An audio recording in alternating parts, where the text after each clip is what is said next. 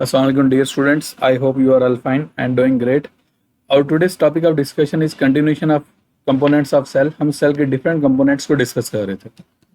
Multiple components अब तक हम डिस्कस कर चुके हैं. अब जो हम डिस्कस करेंगे वैक्यूल को डिस्कस करेंगे. जब वैक्यूल्स की बात करते हैं, वैक्यूल जो है ये एक ऐसा स्ट्रक्चर है which is present in both animal and plant cell. लेकिन इसके स्ट्रक्चर और फंक्शन में डिफरेंस आ जाता है एनिमल और प्लांट सेल में. अब ये क्या है, कैसे है, किस तरह इसको देखते हैं. पहले मैं कुछ रीजन हाईलाइट कर देता हूँ.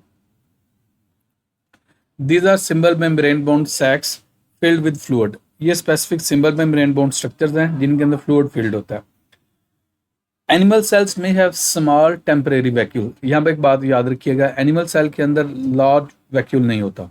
एनिमल सेल के अंदर depending upon the need small vacuoles बनते हैं और बाद में डिमिनिश भी कर देते हैं, ख़त्म भी हो जाते हैं. और ये टेम्परेरी होते हैं, फॉर द टाइम बीइंग होते हैं, परमानेंट नहीं होते. They contain water and food substances. उसके अंदर वाटर और फूड सब्सटेंसेस होते हैं. Some fresh water organisms like amoeba and sponge have contractile vacuole. मैं आपको ना कंट्रैक्टाइल वैक्यूल शो करता हूँ, ये क्या चीज़ है.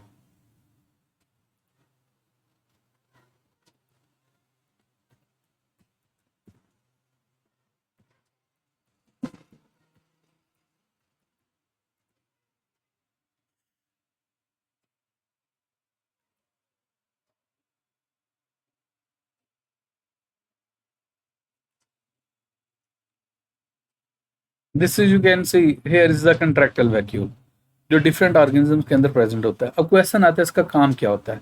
ये मोस्टली या बेसिकली उन ऑर्गेनिजम्स के अंदर होता है जो फ्रेश वाटर एनवायरनमेंट में पाए जाते हैं. अब होता क्या है, इनकी सराउंडिंग से जो एक्स्ट्रा वाटर है ना वो इन ऑर्गेनिजम्स के अंदर एंटर हो जाता है. अब इन ऑर्गेनिज्म में क्या करना होता है, उस एक्स्ट्रा वाटर से गेट रीड, उससे निजात हासिल करनी होती है. अब करते क्या है, ये जो कंट्रैक्टाइल वैक्यूल होते हैं एज द नेम इंडिकेट, ये कंट्रैक्ट करते हैं और जो एक्स्ट्रा वाटर है उसको बॉडी से बाहर एक्सपेल कर देते हैं या बॉडी से बाहर रिमूव कर देते हैं. This is the function of contractile vacuole. Is it clear? Okay, next move करते हैं. Some freshwater organisms like amoeba and sponges have contractile vacuole which collect and pump out extra water and other waste. और कुछ और waste को भी क्या से कहते हैं, ये बॉडी से बाहर कर देते हैं, एक्सपेल कर देते हैं. Some cells ingest food by forming food vacuoles. Food vacuoles also store in food. ये food vacuole specific structures होते हैं जो एनिमल सेल वगैरह भी बनाता है और इसके अंदर फूड क्या होती है, स्टोर. मैं आपको फूड वैक्यूल भी शो करता हूँ.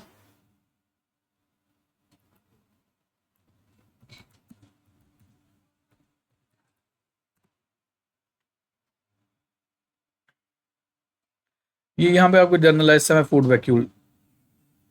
ये एक जर्नलाइज सा एनिमल सेल है. यहाँ पे क्या होता है, कोई फूड पार्टिकल एनिमल सेल के पास आया. अब ये फूड पार्टिकल इतना बड़ा होता है कि ये सेल मेम्ब्रेन से वैसे गुजर नहीं सकता. होता क्या है, एनिमल सेल की सेल मेम्ब्रेन अंदर की जानब इन्वेजिनेट करती है, इन्वेजिनेट करके एक वैक्यूल लाइक स्ट्रक्चर बना लेती है and that structure is called as a food vacuole. Clear? और यहाँ पे जो प्रोसेस हो रहा है that is called as a endocytosis. That is called as a endocytosis. और मैं इस एंडोसाइटोसिस की डेफिनेशन भी बोल देता हूँ. Intake of material by unfolding of cell membrane.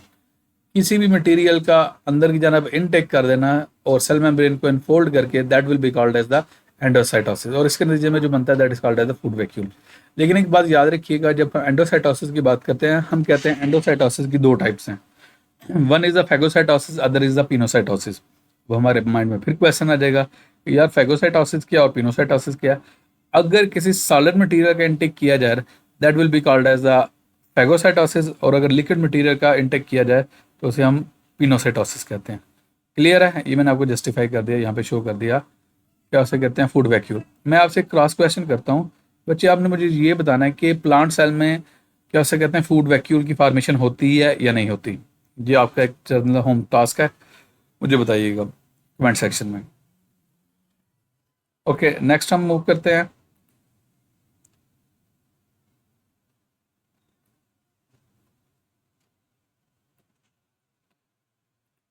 Mature, most mature plant cells have a single large central vacuole.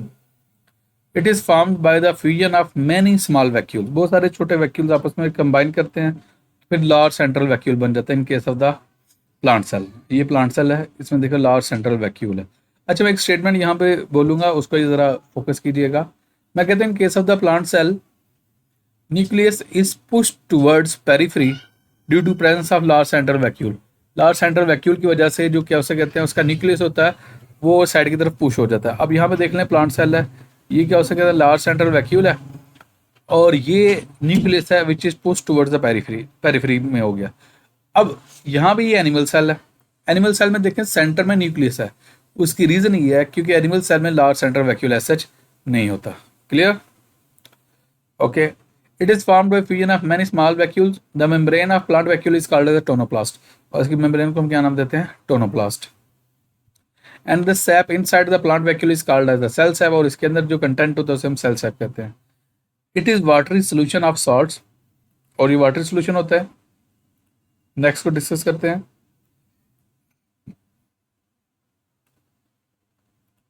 Due to this large central vacuole the nucleus is pushed to a side. मैंने term periphery use करती, periphery का मतलब ही side ही होता है। This आउटवुड pressure of the vacuole on the cytoplasm and cell wall makes the plant cell turgid. अब इस वैक्यूल की वजह से क्या पता क्या होता है, ये साइटोप्लाज्म पे और फिर साइटोप्लाज्म सेल मेम्ब्रेन पे, सेल मेम्ब्रेन सेल वॉल पे एक प्रेशर एक्सर्ट किया जाता है अंदर की जानब से, and that pressure is called as the turgor pressure. और इसी की वजह से जो प्लांट सेल है वो जरा जैसे टर्जिड रहता है और उसे हम टर्गर कंडीशन कहते हैं।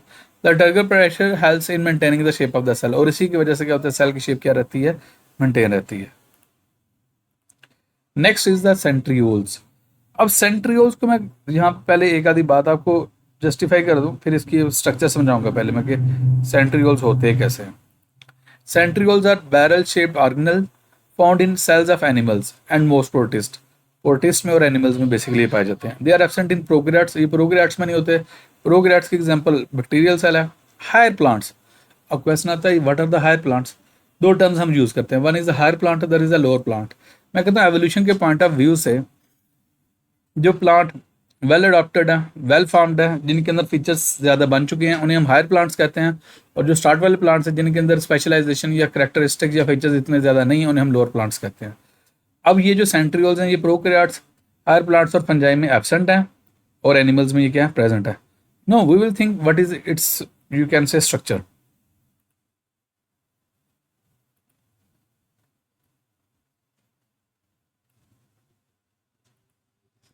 There is a pair of centrioles in which both centrioles at right angle to each other। दो होते हैं, पेयर होता है सेंट्रियोल्स का, और दोनों एक दूसरे के राइट एंगल मीन 90 के एंगल पर होते हैं। In animal cells the pair is called as centrosome, और इस पेयर को कलेक्टिवली हम क्या नाम देते हैं? Centrosome. And it is located near the nuclear envelope, और न्यूक्लियर एनवेलप के पास ही होता है। अरे यहाँ पे इसने एक टर्म मिस कर दी है। बेसिकली तीन टर्म्स यूज होते हैं, one is a centriole, other is a centrosome, third is a centrosphere. ये तीनों टर्म्स यूज होती हैं। दो टर्म्स आपकी बुक में दी गई हैं, तीसरी टर्म नहीं दी गई। तीसरी टर्म मैं खुद बता रहा हूँ आपको, सेंट्रोस्फियर। अच्छा, अब ये फर्क क्या है इनमें? जो सेंट्रियोल्स हैं यही दो स्ट्रक्चर्स जो क्या सकते हैं right angle to each other present होते हैं, हम सेंट्रियोल्स कहते हैं। इनको कलेक्टिवली पेयर को हम सेंट्रोसोम कहते हैं, और जिस जगह पे जिस लोकेशन पे ये प्रेजेंट होते हैं उसे हम सेंट्रोस्फियर कहते हैं। मैं पहले आपको स्ट्रक्चर समझाता हूँ, यहाँ पे गौर करें। 1 2 3 4 5 6 7 8 9, इनके 9 ट्रिपलेट्स होते हैं।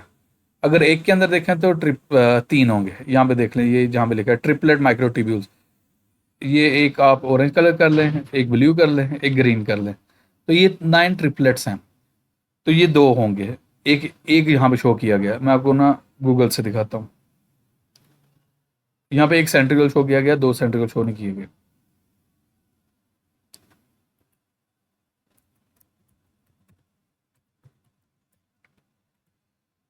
ये यहाँ पे देखें, ये दो सेंट्रियोल्स हैं, एक ये वाला है, एक ये वाला है, और ये दोनों एक दूसरे के 90 के एंगल पर है। क्लियर? और ये यहाँ पे न्यूक्लियस से बाहर प्रेजेंट है। अगर इन दोनों को इंडिविजुअली हम कहते हैं सेंट्रियोल्स, कलेक्टिवली बात करूंगा सेंट्रोसोम, और जिस लोकेशन में जिस रीजन में प्रेजेंट है उसे हम सेंट्रोस्फीयर कह देंगे। क्लियर? ओके, नेक्स्ट देखते हैं।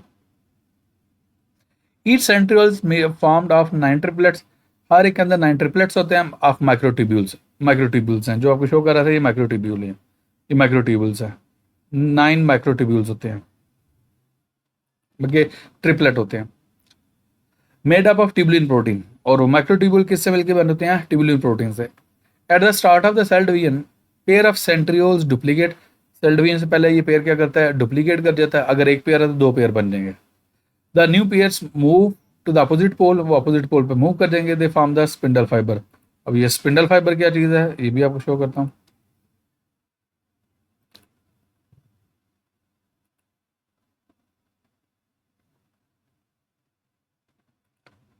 ये देख लें, दो सेंट्रियोल यहाँ पे है, एक पेयर यहाँ पे है, एक पेयर यहाँ पे है। अपोजिट पोल पर क्या हो सकता है, ये माइग्रेट कर गया। ये बेसिकली सेल की वो वाली कंडीशन है जिसमें सेल ने डिवाइड करना है। अब होता क्या है, इन दो सेंट्रियोल्स के दरमियान यहाँ पे क्या हो सकता है, फाइबर्स निकल आते हैं, उसे हम कहते हैं माइटोटिक अपरेटस। क्लियर। और इनसे ये जो, इससे स्पिंडल फाइबर कहते हैं। ये जो फाइबर निकले उन्हें हम क्या नाम देते हैं, स्पिंडल फाइबर। और पूरे को हम कलेक्टिवली कहते हैं माइटोटिक अपरेटस। उसकी रीज़न ये है क्योंकि ये वाला सारा काम जो हो रहा होता है ना, ये मिटोसिस के प्रोसेस के दौरान हो रहा होता है। दोबारा बोलता हूँ, जब क्या हो सकता है सेल डिवाइड नहीं ना कर रहा होता, तब ये दो ऐसे सेंट्रियोल्स होते हैं। लेकिन सेल की डिवीजन से पहले ये दो मल्टीप्लाई करते हैं, चार हो जाते हैं। चार होने के बाद ये क्या करते हैं, अपोजिट पोल पे मूव करते हैं। एक पेयर इधर आ गया, एक पेयर इधर आ गया। अब इन दो पेयर्स के दरमियान यहाँ पे मिड में क्या होता है, स्पिंडल फाइबर्स बन जाते हैं। और उन्हीं स्पिंडल फाइबर्स के ऊपर क्रोमोसोम अरेंज हो जाते हैं ताकि वो इक्वली डिवाइड कर सके। क्लियर। ये मैं जर्नल सा रोल बोल दिया इनका।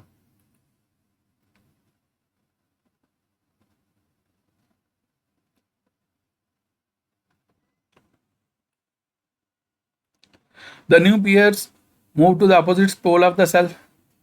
There they form the spindle fibers, which are responsible for separation of chromosome during the cell division. The cells which have cilia or flagella contain centriole near the cell membrane. Cell membrane के पास होते हैं जिनके अंदर cilia और flagella है। और cilia flagella क्या, cell की स्मॉल प्रोजेक्शंस होती हैं। cilia न्यूमरस इन नंबर होते हैं और flagella क्या होते करते हैं, लेस इन नंबर होते हैं। लेकिन flagella बड़े होते हैं। इनकी डिटेल नेक्स्ट टॉपिक में बताऊंगा। These centrioles are called basal bodies, और उन्हें हम क्या नाम देते हैं, बेसल बॉडीज कहते हैं। यहाँ पे दोबारा बोलता हूँ, the cells which have cilia और flagella contain centriole near the cell membrane। वो वाले सेल जिनके अंदर cilia और flagella होंगे ना, उनके अंदर ये जो सेंट्रियोल्स होंगे सेल मेम्ब्रेन के पास होंगे। क्यों? These centrioles are called basal bodies। वहां पे सेंट्रियोल्स को हम क्या नाम देंगे, basal bodies. Basal bodies are the responsible for the formation of cilia and flagella। हम बेसिकली पता क्या कहते हैं, हम कहते हैं cilia और flagella है ना, वो सेल में ओरिजिनेट बेसल बॉडी से करते हैं। क्लियर। यहाँ तो आपका कोई क्वेश्चन हो, you can ask in the comment section. Thank you so much.